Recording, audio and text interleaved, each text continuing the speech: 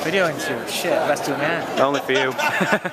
Good show tonight, wasn't it, in the end? Yeah, it turned out alright in the end. It was it's just a little show to get the fighters out before Christmas and hope to raise some money for Jerome. And it turned out to be entertaining, a few knockouts, a few quick knockouts. I think after 3 fights I thought, blooming heck, I'm going to be home before kids are in bed. But it turned out to be alright. Looking at that tonight, obviously your lads have all done a pretty good job tonight, haven't they? Especially your two debuting cruiserweights, Russ and Joss. Russell Henshaw, flipping out, didn't expect that, because Moses has been in with everybody. I think he's been stopped something like 5 times in 55 fights and fighting at heavyweight, fighting at cruiserweight, fighting some good kids. And it's very, very rare that he gets stopped. And Russell's gone in there, pounded away and got the stoppage, and it's a great result for him on his debut. Looking at Joss as well, a vital 4 rounds for someone with no amateur background, isn't it? Yeah, 100%. Listen, he needs rounds under his belt. To be fair, so does Russell, because Russell's very raw, and that result, it's great. It looks great on paper, but he needs some rounds, and Joss got the rounds under his belt. I think that's so invaluable for him.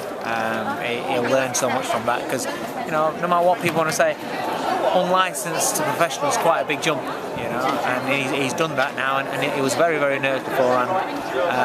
That'll do him world of good, so I'm really pleased for him. Looking at it as well, I mean, you've got Ryan Fields and Lee Appleyard both picking up wins. Lee finally getting that stoppage. Ryan wasn't too happy with his performance, but it's another good step in the right direction for them, isn't it? This is about Ryan. I like his attitude. He's a kid that he keeps pestering. I want to fight away from home. I want to fight at home. He wants real fights. He's not bothered. He's got a win tonight, but he's downhearted. I walked into change rooms and I looked at him and thought, you've not lost. He got off to a good start. First 3 rounds looked great, but then it's Kevin McCauley. He's seen it, been there, bought a t-shirt. He knows how, when he's in with somebody that's hurting him, he knows how to shut him down. He knows how to just make him miss that little bit and survive and see the rounds out. And that's what he did. And Ryan got a bit frustrated with that. He wanted to get him out of there. Lee Appleyard, I'm over the moon for. He is genuinely one of the nicest kids that I work with. He's switched on. He's got a good job. He's got a family behind him. He's really mature as a fighter, as a man. And it's nice to see people like that do well in the ring. And he got a great crowd. I mean, they all turned up with inflatable trumpets, something like that. And good atmosphere. And he'd done the business. Looking as well, you got Fergus Taylor getting a win before a good fight with Josh Leather. Just what he needed. Just what he needed, It's no point if he'd have gone in there and blown somebody away. We want somebody like Ibro who comes to fight, makes you work.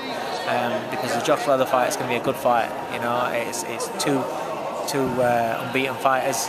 We're going to see who's the best. And then finally, of course, we've had that main event, which nobody saw that coming. Atif Shafiq losing for the first time. Yeah, I'm disappointed for Atif because again, he's a really nice kid. When I was out in LA when they was out for Kel's fight, and I was out there as well. I spent a bit of time in his company, and he's a really, really nice kid. He's been in our gym sparring with Lee Appleyard and people like that before. I like him. It's a good learning fight. I've always said, he's not one of our fighters. He's one of the Ingle fighters. But it's the same thing that I said about any prospects that are coming through. You only get better by learning in real fights. You keep fighting guys that aren't punching back, you're not going to learn anything.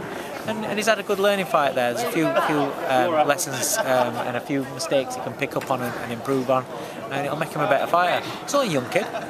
Good show tonight as well, and another one hopefully coming up in 2 weeks' time in Manchester. Yeah, 2 weeks' time. Manchester's a great bill. Robbie Davis Jr. We've got Tony Dodson, Joe Murray, Tyrone Nurse. So we got some good names on there. Sam Hyde, who's selling the arena out on his own, by the sounds of it.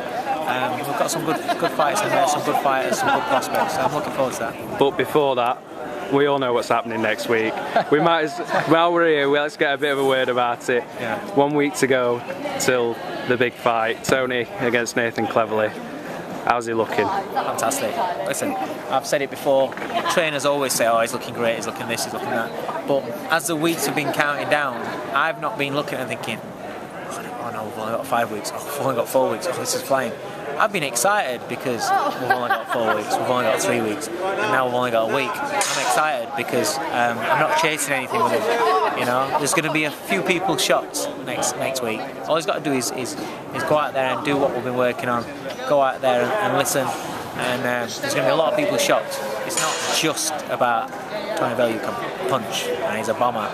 You know, he's going to put on a performance and he's going to surprise a lot of people. Congratulations, another good show tonight. Thanks, mate. Best of luck next week. Cheers, thank you.